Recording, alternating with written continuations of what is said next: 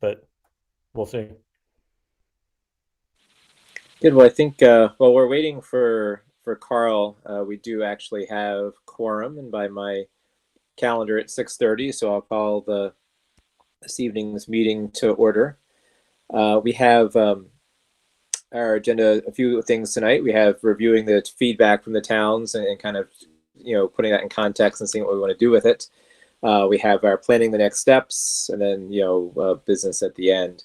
Mike, I know is going to join us for a few minutes here at the beginning. I know you have another obligation this evening. Before we go much farther, are we recording and on live streaming?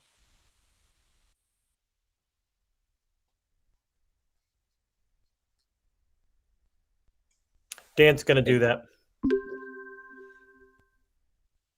Okay, so now that the call is being recorded, I'll just say that we did just call to order and just reviewed the agenda, that we're going to review the town feedback and plan our next steps, and then do committee business at the end.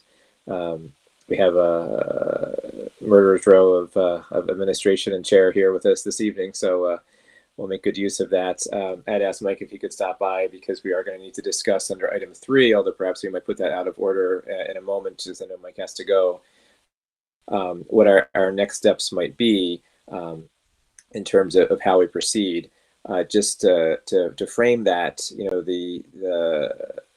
the agreement was for 5 years, and a very liberal interpretation of that gets us out to it being at the end of this calendar year, right? Really, I think the intention was for it to be at the end of last school year, for it to have a report issued. At least the people present at our last meeting and folks who were there at that meeting, correct me if I'm wrong, seem to indicate that they didn't think that their fellow town officials would have an issue with us continuing, as long as there was some sort of plan in place for how we were going to expeditiously move this forward. And that's kind of why I asked Mike to join us tonight, just to, as chair of the committee, he speaks for the committee, and thinking about how we want to communicate to the towns that, we won't be making that deadline. I had reached out to Attorney Bartulis to ask him about any implications of missing this deadline, and he is researching it, but has not gotten back to me as yet with information of if there's any sort of impact of not doing it. I mean, I wouldn't imagine, but I just wanted to dot our I's and cross our T's there as we move forward. So if people don't mind, while Mike's here, I just wanted to take number 3 out of order and see if people in the committee or Daryl might have any thoughts as to how we should, in the short term, communicate to the towns about where we are in the process. And they kind of know, but.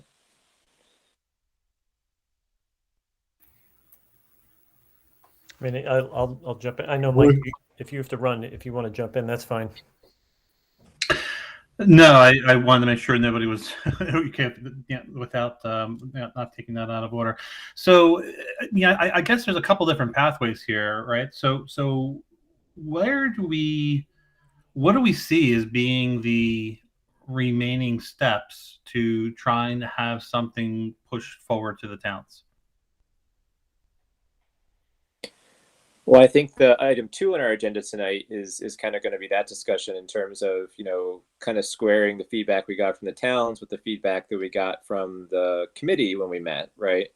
And then if there is to be any changes proposed, we'll have to process those and issue a report to the towns ahead of town meetings, right? Or we'll have to issue a report to the town saying, we're all set.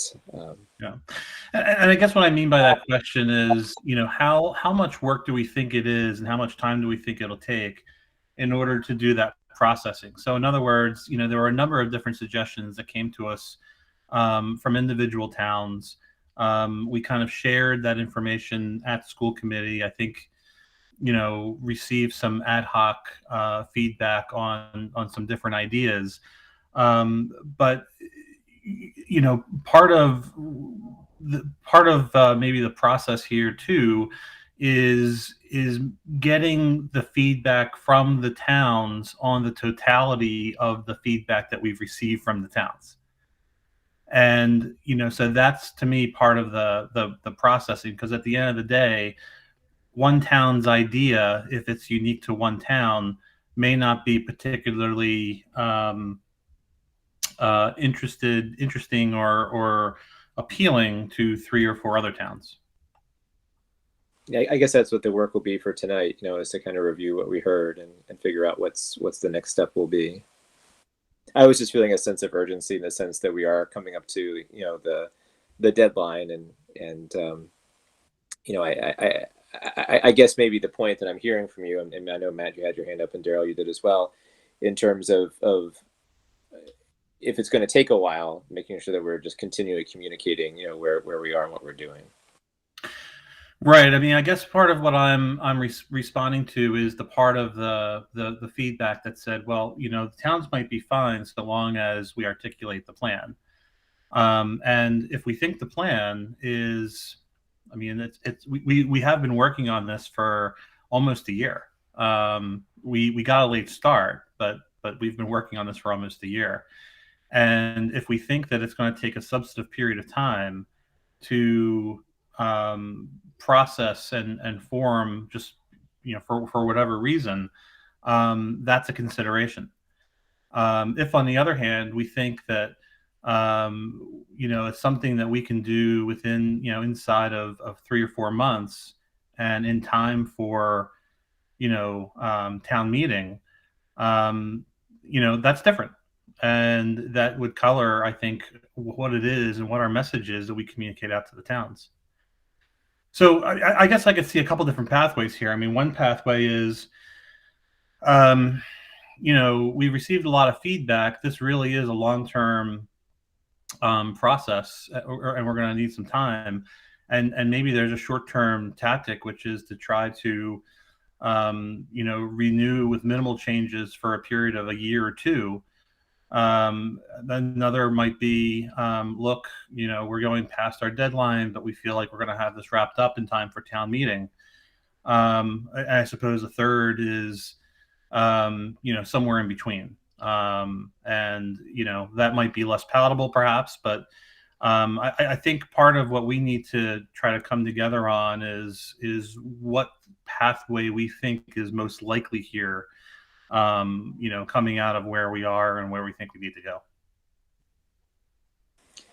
I have some thoughts, but I'd be happy to hear people have their hands up. I know, Matt, you had your hand, and Daryl, you were going to say something as well. Matt, you can go ahead. So I feel that we have enough information to move. I feel that if we continue to ask and solicit information, we're going to get it from everywhere on the spectrum on each subject, whether it's the size of the committee, whether it's other things that have consistently been brought up.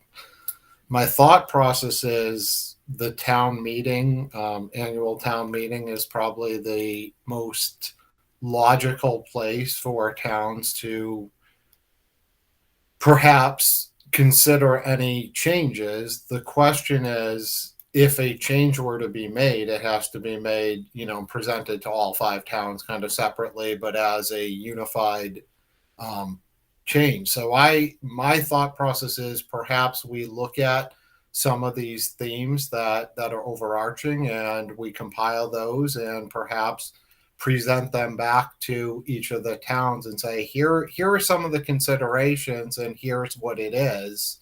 And perhaps we don't need to necessarily give a recommendation, but the town should consider that as they think about the next renewing the regional agreement. And then when we solicit that feedback, perhaps we take a stance on some. Perhaps the biggest one is probably the size of the committee. That's probably the one thing that everybody has an opinion on.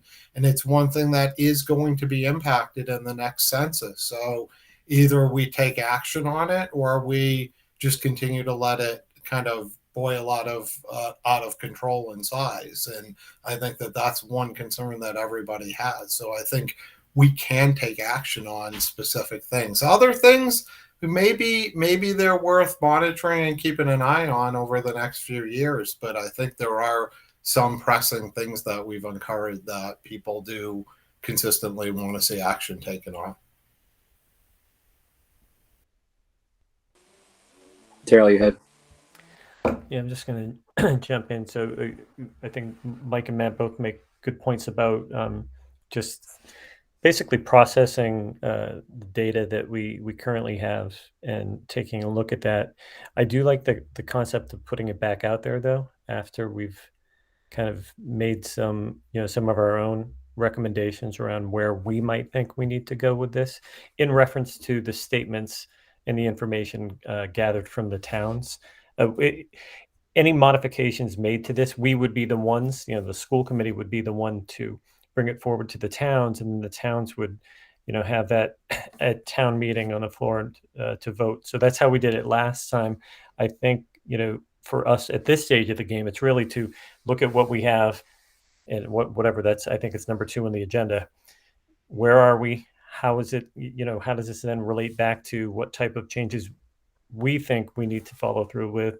And then ultimately bring that back to the towns and say, here are the things that we're looking at.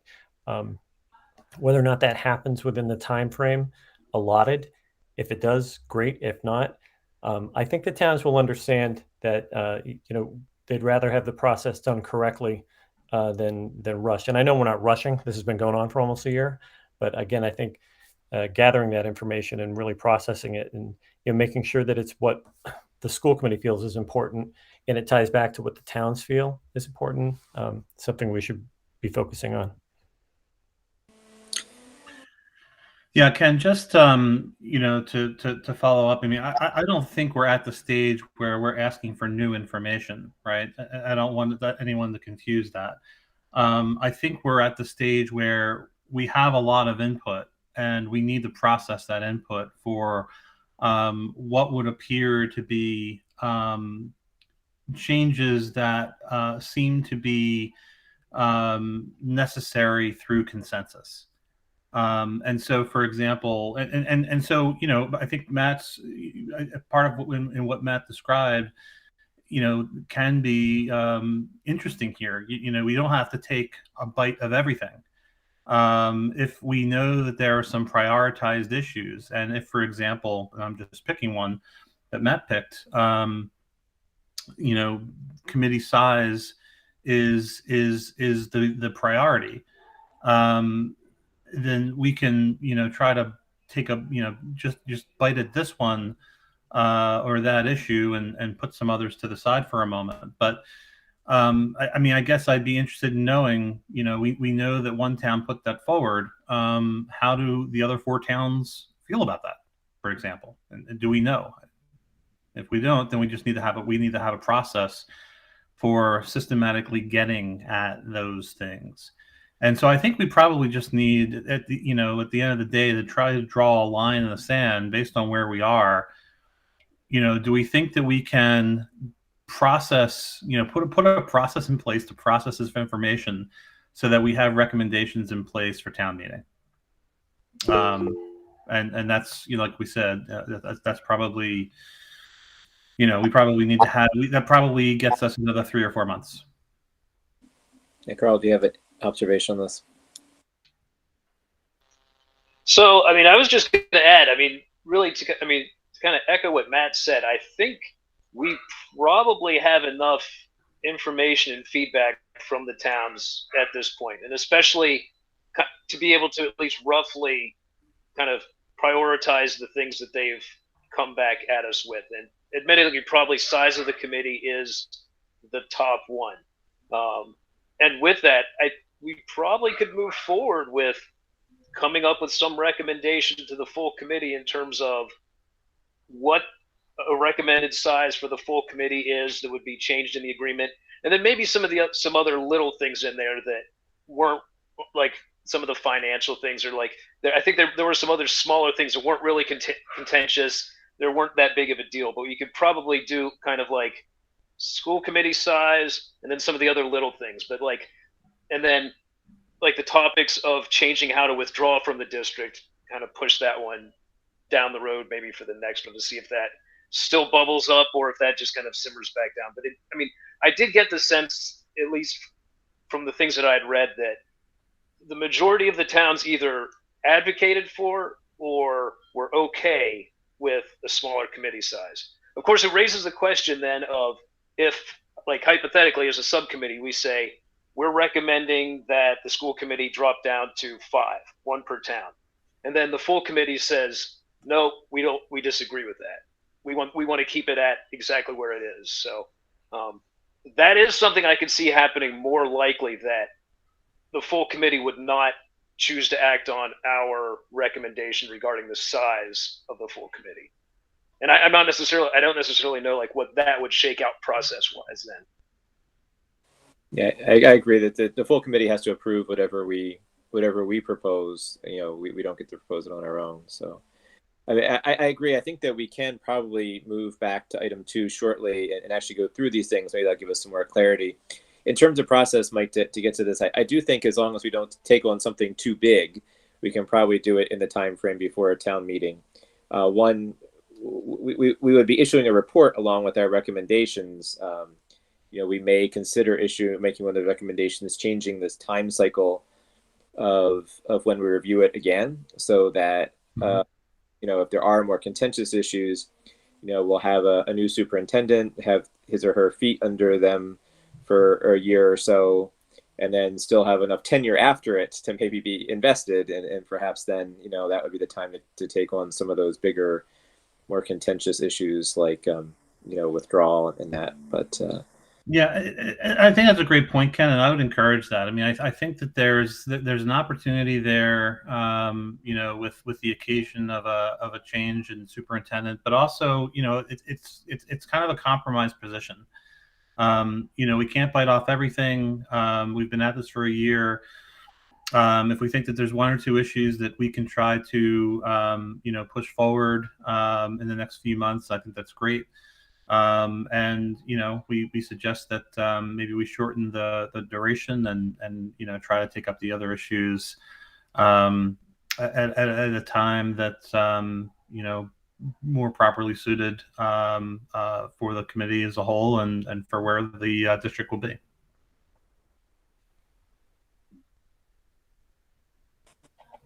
so would anybody object to us going back to our agenda and back to item 2 and just walking through those things and thinking what we want to say? All right. Well, thanks, Mike, for joining us. Of course, you're welcome to stay, but I have to run to thanks. Thanks. So I thought we could just walk through item by item what we heard and process, you know, what we think the way forward is on each of those items. I will suggest, and this is, of course, you all can say whatever you want. I would suggest that we not get into the nitty gritty of the details, but rather we just go over the big picture of what they're suggesting. And if I get a sense of it, what I could do is draft some language that I think meets what we say tonight, bring it back to the subcommittee, and we can wordsmith you once we have something to start from. I also wanted to get some feedback from council, and he hasn't gotten back with me yet about the size of the committee. So I'd rather us not spend an hour talking about models for the size of the committee when we don't really know what our parameters are. But maybe keep it at a higher level. If we go down a rabbit hole, we go down a rabbit hole. It's fine. But I'd rather not chase rabbits. The first topic is the size of the committee. I'll just give an overview, and then I'm really just reading from the minutes a little bit, the draft minutes. It did seem to me as though that was energizing around the table about concern about the size of the committee. I will say that while what I heard was a general consensus that we're too big, a general consensus that we need to be careful about changing the way we do business if we get too small, and smaller towns wanting to have representation. I don't know what did people hear, and what do people think is their path forward for that? Because also from the full school committee, I heard no particular interest in getting smaller when we presented to the full committee. So what did people hear?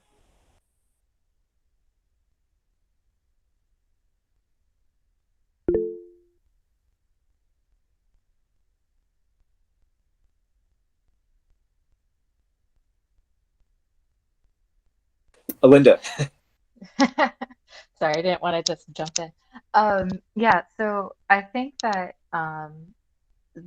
one of the things that I think would be worth exploring is how to change, you know, how the current, and I don't want to go chasing rabbits, but in the current wording, there's that cutoff of, you know, every so often proportion change, you add 2, and then you get to, what is it, like 28 members or something, and then it's 1 member added. if there's a way that we can explore that cutoff like at 10 members, then it goes, we add 1 for each ratio change. That would be something that I think would probably be a decent middle road for, to be honest, a lot of what I heard from the town side seemed to be a complaint about remote meetings and not necessarily an understanding of how the business is done currently. So that's where I wonder if in this interim part we could look at like a middle road of adjusting that way.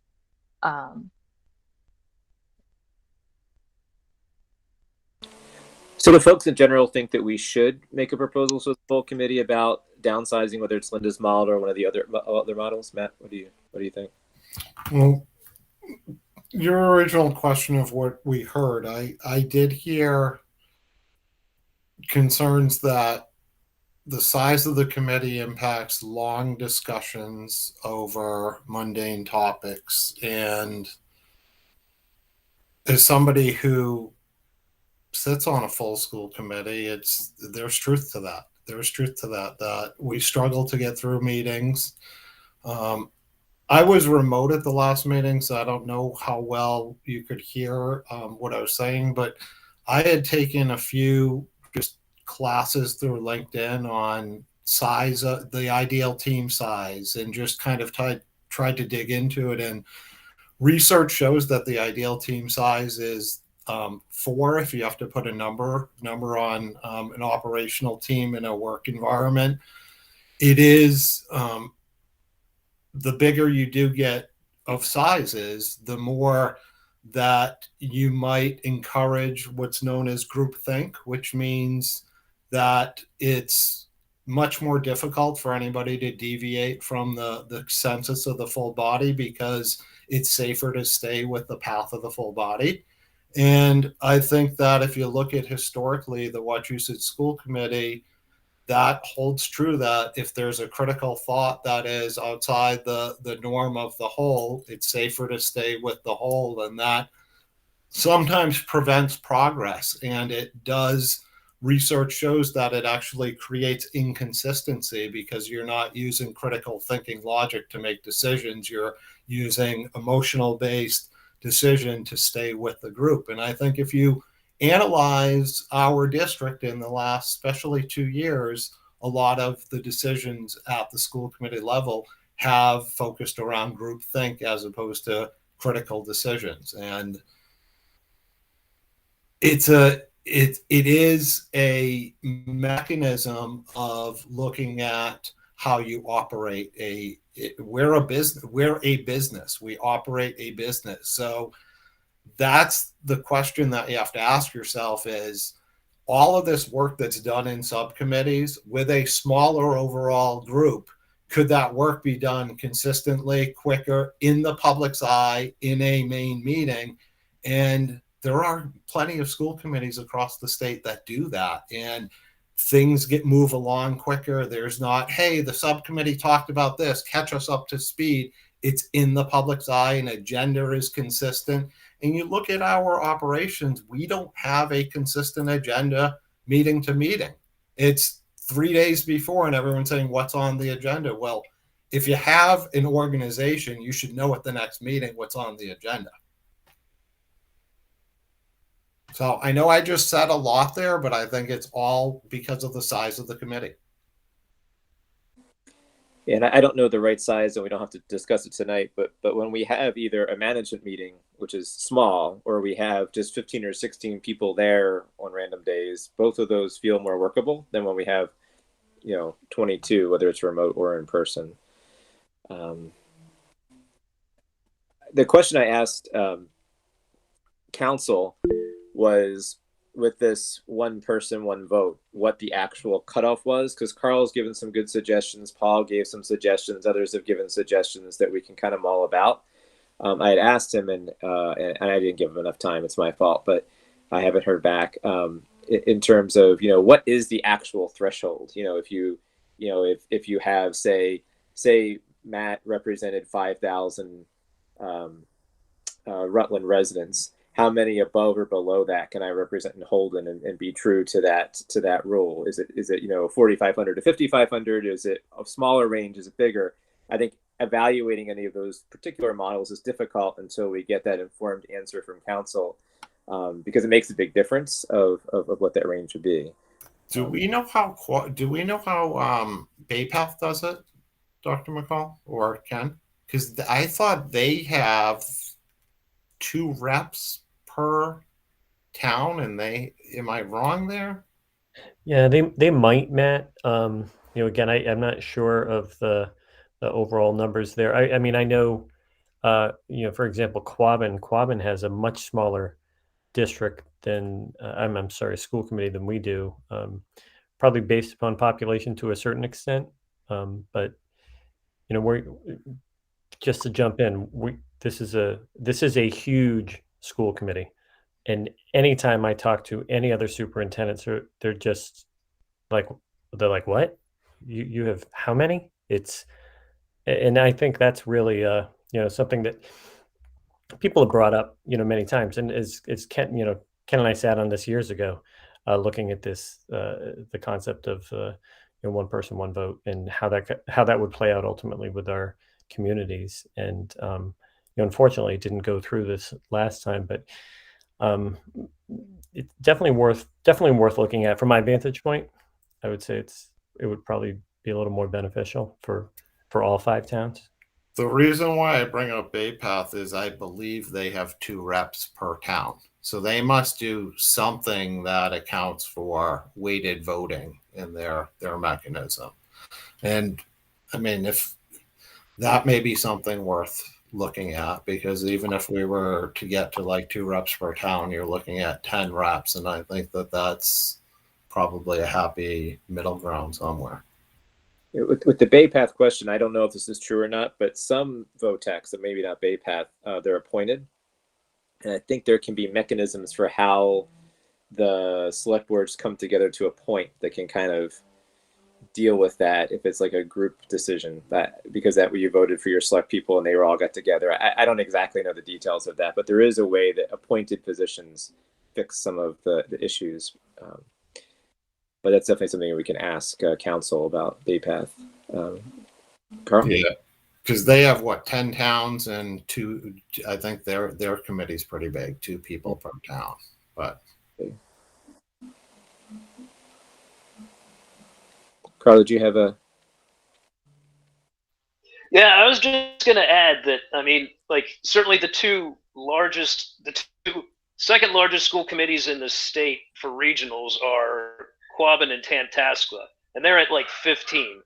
But the big difference, of course, the big challenge we run into is that for neither of them, the ratio between their biggest town and their smallest town isn't 5.5.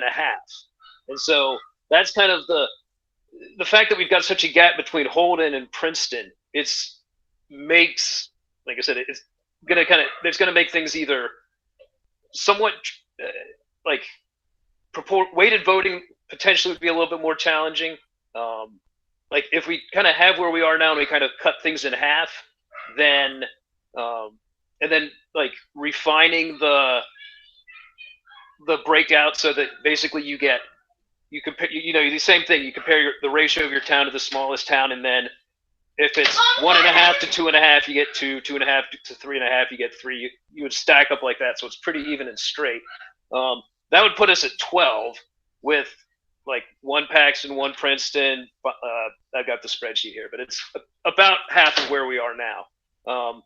The one thing that I think that Pete Bogren had mentioned, and I don't think there was someone from Princeton, but it would be at least something for discussing is like if we have towns, I mean, say like Princeton and Paxton, or even if it's just Princeton at some point or what more. But if for towns that have just 1 rep elected, is there a way to that like the select board could appoint an alternate who could only participate if like the primary wasn't there, so that the one town would still have voice? Or kind of the other option would be to revise change our bylaws to reflect that quorum has to be 50% and at least one rep from every town. You could make a change like that to the bylaw so that if you don't have at least one person present from every town, you don't have quorum. So that potentially could.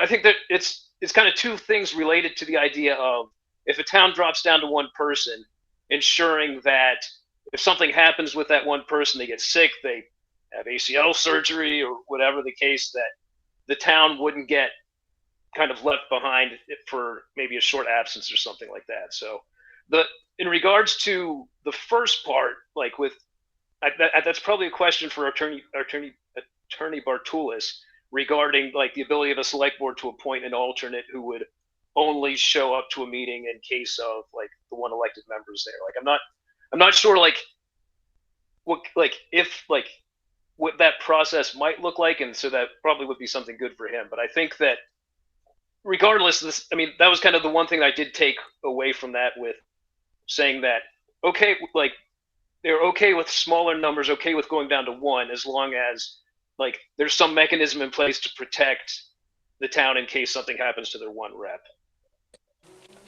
Yeah, so I think a little bit we're getting into the rabbit hole. I do question the legality of some of that stuff, but we can ask, we could ask the council. Ultimately, I think to Matt's point, I don't want to speak for you, Matt. I think two things. One, I guess to your point, if it's small enough that we do more at the full committee, it is more transparent. It also involves the superintendent more, not having to appoint people to oversee 1,000 subcommittees if he or she could be there for work at the main committee. I also think that if your person is consistently not coming and it's very visible in a small committee, it's up to the towns to figure out if they should elect somebody who shows up, or have recall motions or however they can do that, or encourage the person to resign. We couldn't have the committee held hijacked to somebody not showing up and then we can't do our business because that person decides not to come. They could actually use that as a tactic to prevent a budget from passing or what have you. But those are details. I guess that tonight, what I was hoping we could decide is, it seems like from what I'm hearing, I don't know if you agree, Linda, here, that we want to make some stab at this. And the towns seem to want us to make some stab at it. Linda? I mean, I think it's clear that the towns want us to take a stab at it. I do question the choice to do it in this kind of transitional moment. And to be honest, I'm on the fence on where I stand on that, because I mean, there's pros and cons, right? You've got the pro of seeing this movement to make it, a little bit more tenable for the future. But on the other hand, what if we take a stab at it and it's just an unmitigated disaster, So I think it's a worthwhile exercise to go down. I just don't feel confident that we'll have something to show for it in this cycle. I don't know, maybe that's defeatist, but that's my take on it. And I think that's fair. What I suggest as a path forward is, let me hear from Bartulis. Let me see the parameters. I've gotten ideas from a lot of people, including Carl and other members of the committee. Let me see what seems to fit with what he tells us. Let me bring some things back in writing to our next meeting, which we can hopefully have in January, and see what we think of them. We can then go down the total rabbit hole at that point. Perhaps Bartulis can join us for that meeting. And then we bring that to the full committee, and the full committee is like, nope, then at least we did our work and it's groundwork for the next time. And if we, and if we do get it through, then the towns will get their say. Does that seem like a path to follow, Matt? I think so. I think there's probably two ways to look at it if you're looking at the size of the committee, and one is perhaps to take the committee size and cut it in half and use the same scaling basis. And I think that's what Carl was alluding to. And I think the other is, what is the ratio of weighted vote per person if you went to a fixed number of individuals per town. So if it were the same number of reps per town, whether it's 1, 2, 3, what does that weighted voting look like? I think that's the two models I think we can definitely bring forward. And I think if we focus on one of just looking at both of those, then we can then get into the details if it's something that we bring to the full committee. I do also just want to remind us as an ad hoc subcommittee, I don't know where I personally stand on whatever anything would be proposed, but I think part of our responsibility is to hear things out, and then even if it's something we personally don't agree with, give the towns the option to have that kind of presented at their town meeting. If the full committee heard that, hey, the towns really want to have consideration of this or that, right? But I don't think we're at the point where we know that for what people's sentiment is.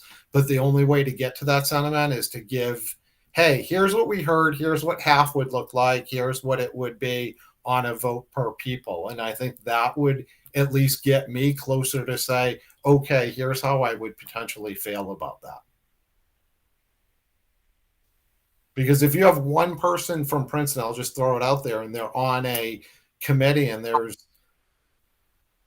their vote is literally meaningless in every transaction unless it's like split 50-50 and they're 0.2 and they're going to go there. Well, that can change dynamics in a different way, right? That can change a complete dynamic that people might pander to that one vote or that if you had 5 people and it was split 2-2, right? So I don't know what math looks like in that regard, and I think that's what we really need to see. And one thing I think Pete is the one who said this at our meeting, but I don't want to put words in his mouth, was one thing he liked about the slightly larger committee was it brought in the potential for diversity of viewpoints. You know, we're towns that are kind of a mix of conservative and liberals, and you know, rural and more urban and ex-urban, and you know, it does allow for some diversity of thought when there's more people. Groupthink too. It's sort of there's probably a balance somewhere in between. So what I'm saying is that there is some interest in at least thinking about it. I will talk to Bartulis. I will drum up 2 written things, not because I think that's the right thing, just because I think it's easy to respond to things in writing. Like here's an actual model, and then we can wordsmithy it and chip it away at it. I will send it out ahead of the next meeting. So that people can have their times with their Excel files and come up with counter proposals, and we can hash over numbers. That sound like a plan? All right. So our next thing on that we talked about was the clause about leaving the district in part. I'll start this off in saying is that I heard from the towns, on one hand, Holden's rep, or one of Holden's reps, saying that it was at least due in part to, you know, the transition to maybe needing a new elementary school, which then got heard from another town person and kind of blew up at the budget hearing. But so we'll let that Board of Select person take the heat on that one. And I heard from our Paxton BOS member, you know, concerns about, you know, the fact that there are potentially good reasons, right, why the decisions are made to do it this way. In the past, and maybe research was needed. I'm hearing from the beginning of this group concern that maybe this is too big of a topic for right now. What did you all hear, and what do you all think about that?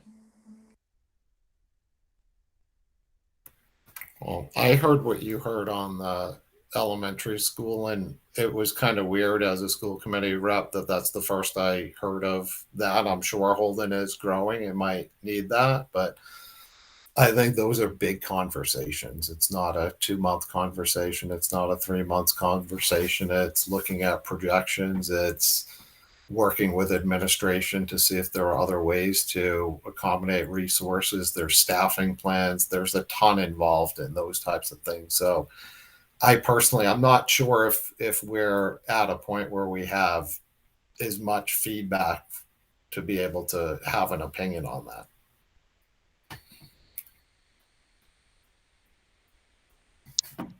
Yeah, I would say that that seems like a huge question that would need to there would need to be so much more research on what that would even come out to look like.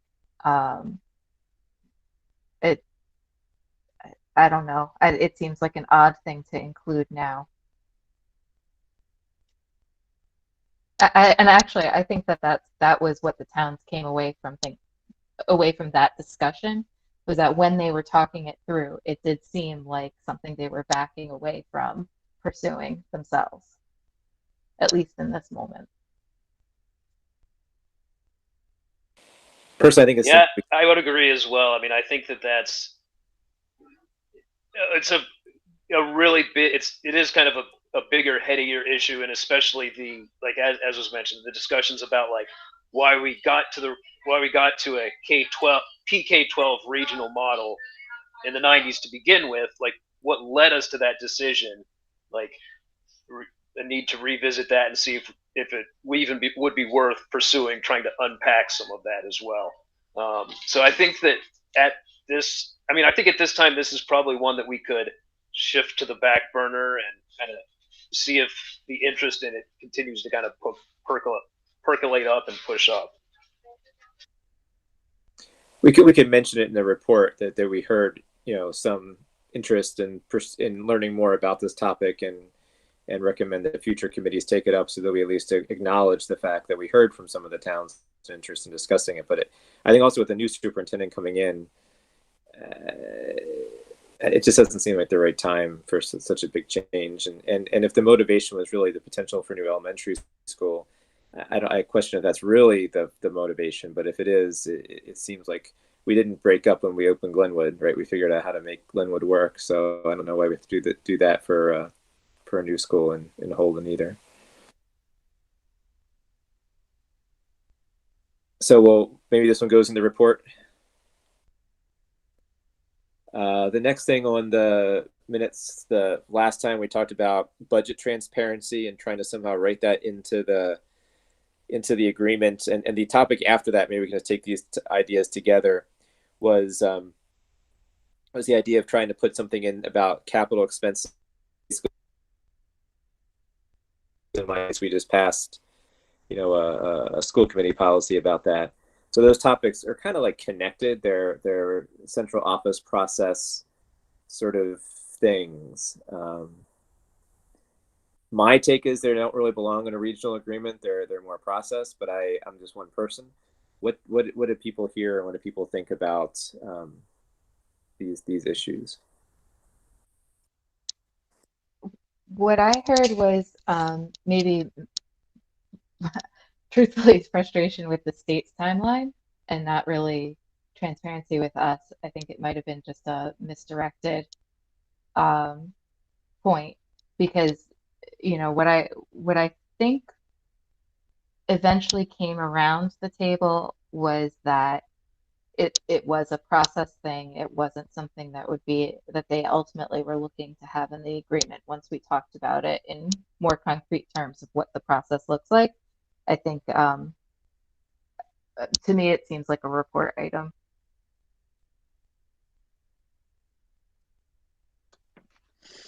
I think when we were talking about that at the last meeting, Kim, at least my takeaway in that was, I think I heard from Holden in particular, was, it was just prior to the round table. And I think what I heard from Holden, one other individual, is, hey, next week we're going to have this meeting, and it'd be nice to know then some of the challenges that you're about, because at least what I heard that night was, because we don't always hear it from you, and that way at least we can be better prepared for when you do bring forward a budget. I think you had said that they may not like what they hear from us, but at least they're here from us. So I'm not so sure either, Ken, that really goes into it belongs in the document as much as it's just a process as to how we go about things, and that could be very different a year from now. And if I could just jump in real quick, I couldn't agree more with Dan. This is really not something that I would recommend having in a regional agreement, especially around timeframes and so forth, because so much of what happens with our district is completely dependent upon the state budget, their timeline, and probably wouldn't make sense for us to, put those items into a document that binds us to certain dates and so forth. It's just too complicated at this time. This strikes me as another report issue where we acknowledge what we heard from the towns. We encourage current and future administrations to provide timely information and et cetera, et cetera. The next item was talking about that section 11.3, where I think everyone in the room had a different opinion about what that line means. I feel because of that, it probably is something that we need to, if we're going to address something else, we might as well address that, because it doesn't seem like good practice to have confusion in the regional agreement. Just going to open the regional agreement for a second. This was section 11.3. It's in the call to meeting. If I can open it. Let's see if I can share my screen. Let's see. Doing this on my iPad, so I make no promises here. Let's see, share screen.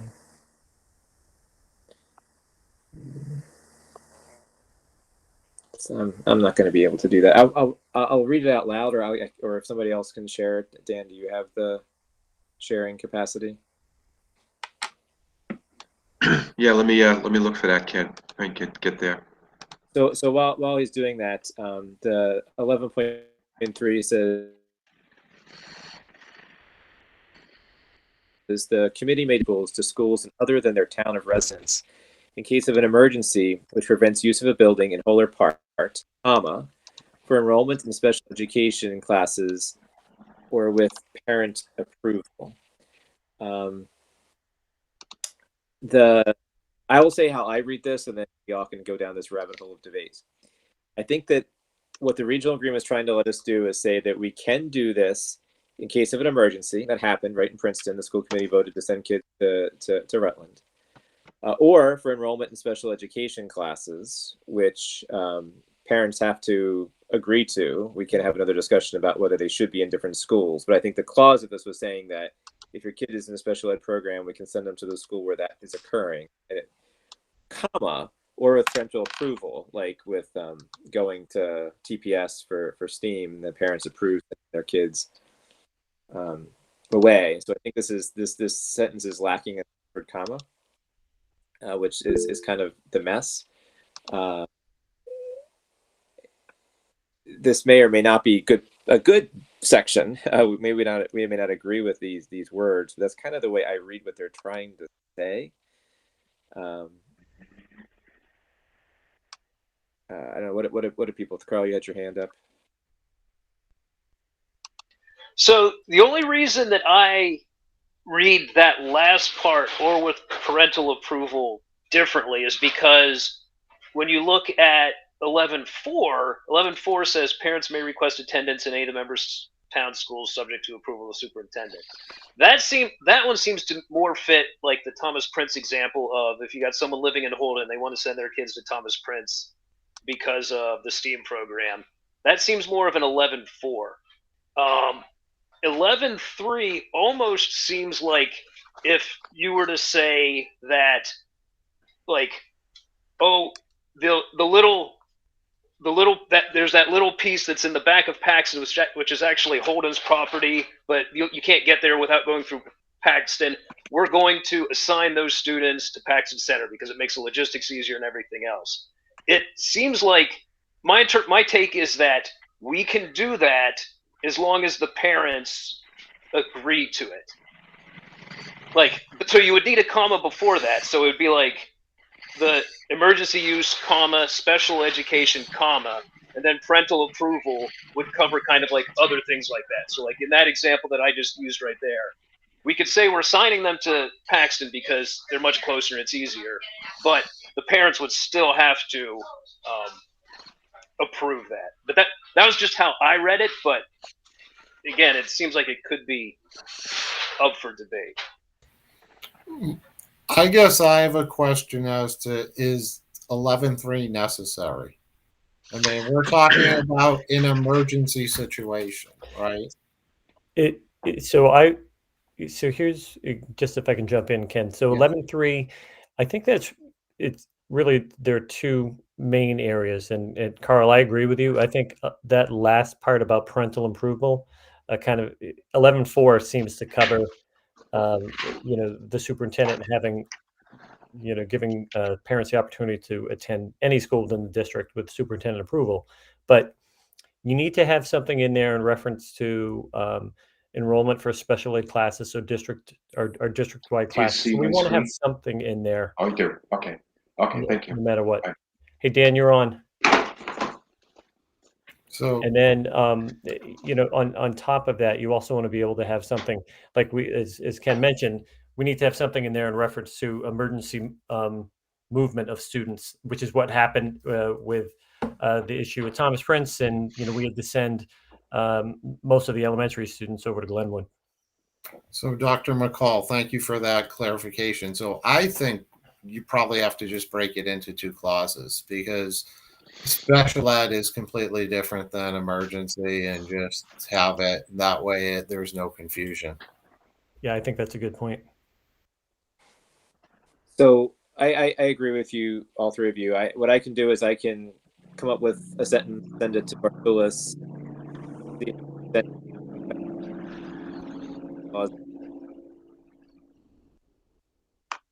Ken, you were breaking up there. I don't know if that was just me but I was just saying that I can try to write something up, send it to Bartulis, bring it back to our next meeting that reflects what you all just said.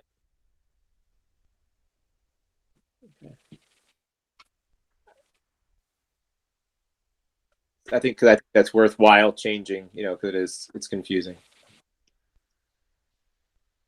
Are we good on that point? Okay. The next one was about the capital expenses, raising the money to perhaps $500K that we could draw from E&D. Of course, it doesn't mean that the school committee still has to vote on it. The town still have to approve it. It was just removing that cap. And this was section 16.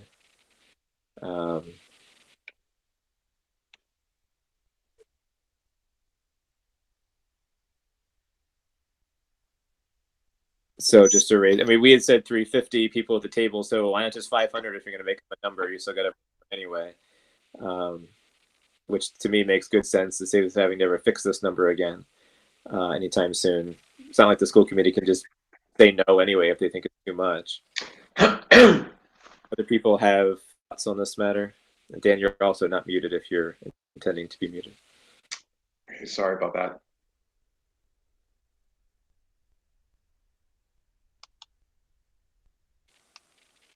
Seeing none, that's an easy change to suggest, so that's fine. The last thing, I actually, the minutes don't completely reflect. They reflect what I remember, and neither of them say very much about the reimbursing, having the district pay for transportation to district vocational schools. I think that just my take, and I know this is live streaming, is that I understand the challenge to the towns, but I feel like we're taking that on ourselves. I don't know why the school committee would vote to do that, but I throw that open to people on the call to see what they think. Ken, if I can just jump in on this, that's MGL. So we'd be going against the law if we were to modify what we put actually in here. Oh, you mean the section 16 is MGL, the 250? I'm sorry, no, not. Oh, no, I was talking about the transportation. Yeah, so the transportation is not in the agreement right now. Right. I did a little research, and it seems as though it is allowed. I'm not saying we should do it, but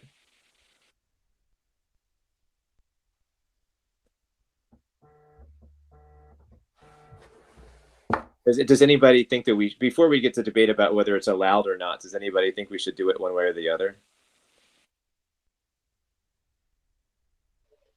I mean, the other way that we could look at it to kind of basically make it as a report item would be that, especially since these are students that aren't going to a district school, in theory, there wouldn't be anything prohibiting the 5 towns from coming up with their own 5-town agreement that would spread out vocational transportation amongst them.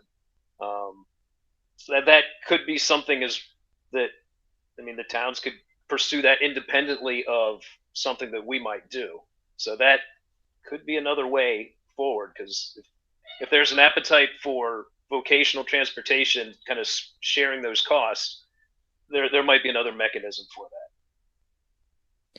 At the very least, they could come up with regional ways, and I'm sure they do, to try and actually share the kids themselves. Like if Paxton has one and Rutland has one, or Barry has one, whatever, and they want to try and like get on the same van, there's probably fewer limits to the amount of time those kids can be on a van than there are to other out of district transportation. I just think in a tight budget time, I hear the pain of the small towns, but I don't know if we're going to take on an expense. We're probably not going to take on an increase in our budget to pay for it. I don't know. I'm not seeing any hands raising up saying, "Oh, wait a second, let's pay for this." So what I'm hearing is that we put some items to the report, that we want to talk about the potential for the size, the capital expense, and clarifying section 11.3. One last thing I just want to throw on the table is we didn't specifically talk about it, but there's a 5-year reopen, right, in section 14, right, saying that we shall review it every 5 years.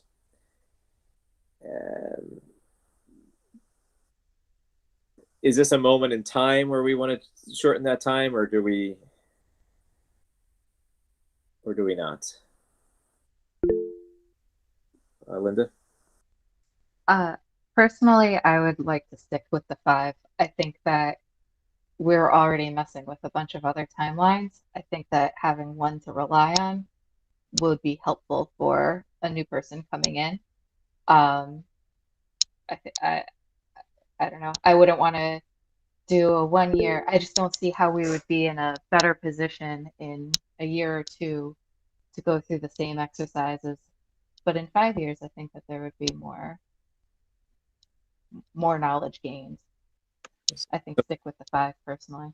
So Matt and then Dan. Go ahead, Matt.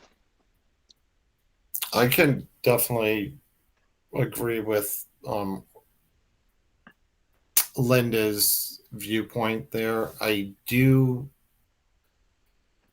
question, though, some of the things that we heard, if we should just wait a full 5 years. I'm not saying that this subcommittee bring them up, but I do perhaps look at, what is it, 3 years is the longest term that anybody within any of the seats can be elected. I know some towns might have a 1-year term or so, but it's 3 years. So I almost think it's a 3-year thing, just based upon people's perhaps term of their time in office.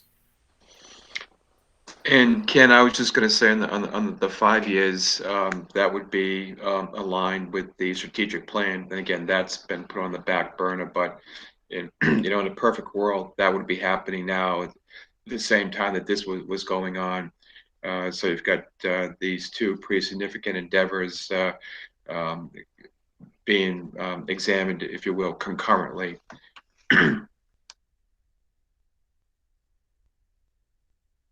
Carl?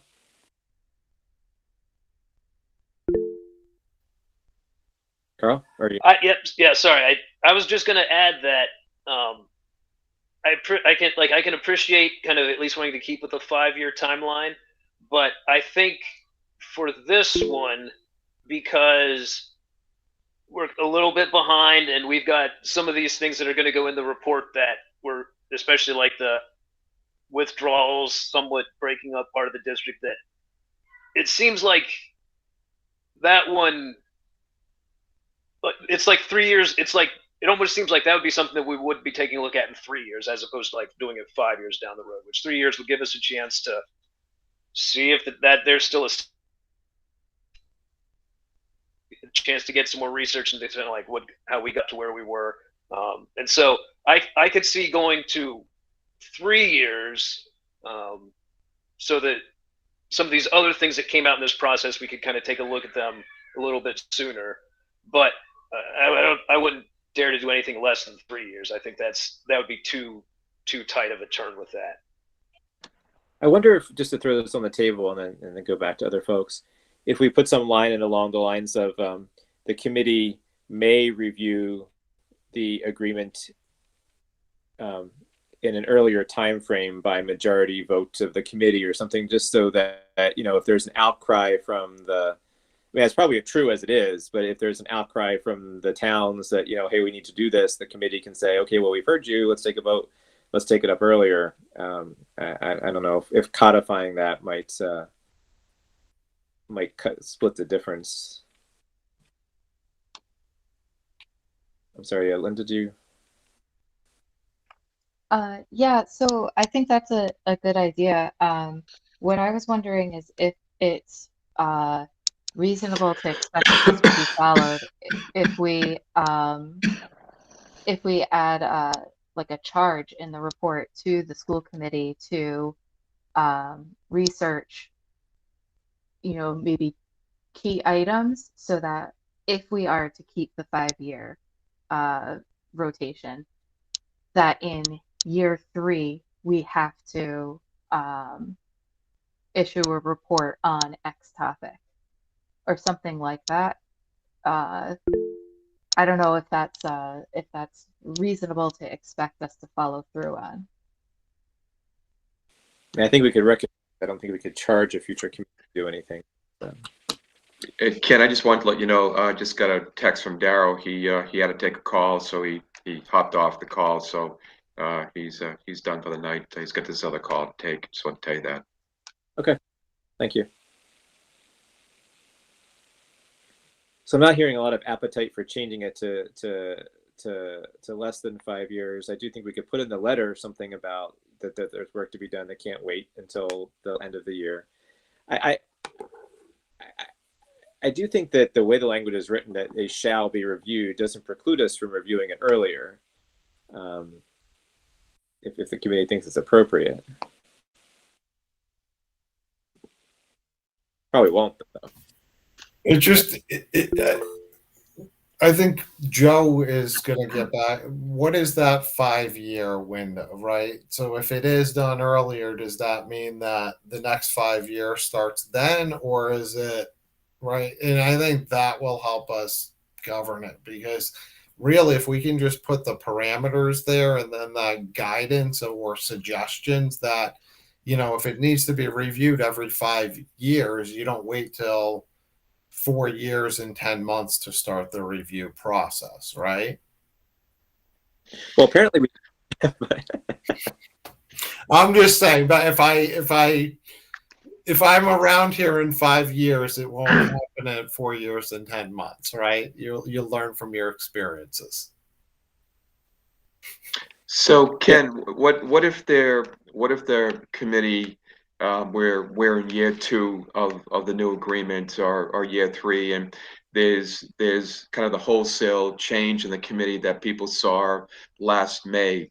Wouldn't that serve as kind of a great opportunity, though it's not 5 years, but within like a 3-year window, now we have a whole new committee to maybe look at it like in year 3 as opposed to year 5? I mean, the counter argument is that the brand new committee doesn't really know exactly doesn't have the history to know what they want to change. I from people is to leave it at 5 and give some guidance in the letter for get your butts in gear earlier next time and work collaboratively with the towns to work this out. There's big things, big changes afoot. They can't happen in short order. All right, so just to recap where I think we are, I will put together some language, share it with council after I hear from council. I will share that ahead of the next meeting so people have time to think about it, to do not to discuss it outside the meeting, but to think about it themselves, right? And do whatever sort of potential changes they might want to make, so they can bring perhaps some written things to the meeting, so they can already have some formulated thoughts to share. And then we can bring that to the full committee, see what the full committee says, and then bring it to the towns if there's anything to bring to the towns once it gets through the full committee.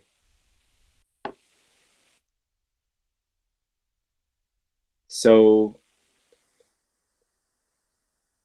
otherwise, our next item on the agenda was to approve the minutes from December 2nd. Thanks, Paul and Abstentia, for that. Do we have a motion to approve? So moved. So moved. Second. Okay, so first from Linda, second from Carl. Is there any discussion of the minutes? All right, well, in absence, Paul has now created his first minutes. Yeah, so huzzah. So we'll take a roll call vote. Carl? Otmar, yes. Linda? Woodland, yes. Matt? Lavore, yes. Mills, yes. So next meeting is the next item on the agenda. I don't think we want to wait forever long because we do, want to get it onto agendas. Our next school committee meeting that seems reasonable is January 24th. The one after January 24th is February 7th. I don't know if we'll get everything done we need to do in one meeting. I could see us leaving a meeting with questions that we want to go back and answer, and then so we may take 2 meetings to really craft something to the committee. In my mind, we're sort of aiming for February 7th, so maybe we could meet. I don't think meeting twice before January 24th seems likely. I don't know what people would think about that. Maybe meet once before January 24th. All right. Seems reasonable. All right. So if people now we don't have Paul with us tonight, so we don't want to make a meeting when he can't make it. But maybe the week of the 17th, obviously not the 17th since it's a federal holiday, but sometime the week of the 17th. Can I just jump in? I won't be able to do any Wednesdays starting in January. Okay. Just, I don't know if that puts a little damper on things with Tuesdays and Wednesdays. There's a damper on Wednesdays. How about Tuesday? Tuesday is fine for me. I thought that was a problem for Paul. Oh, yeah, I don't know. How about could we ask Paul about Tuesday or Thursday, or either of those days a problem, the 18th or the 20th? All right, so I'm not hearing anyone greatly objecting to that, so I can see if Paul is available either of those days, and if he's available both days, we'll pick Tuesday just because it feels better than Thursday, but either is fine. All right. So our next bit of business is a motion to adjourn unless there's other things that we have not discussed. So seeing none, is there a motion to adjourn? So moved. Second. Second. It's been moved and seconded. So Carl? Otmar, yes. Matt? Lavore, yes. Woodland, yes. Mills, yes. So we are adjourned. And I should have asked this at the beginning, but Jeff or Dan, were either of you taking minutes on this, or were we? I wasn't taking minutes. It's been recorded. I can listen to the recording and I can summarize the minutes for you. I'll take care of that. All right, or you can ask someone else to do it for you. It's fine. All right. So thank you. Take Thank care of that. We'll see you next time. Have a happy holiday, everyone. Thank you. Okay.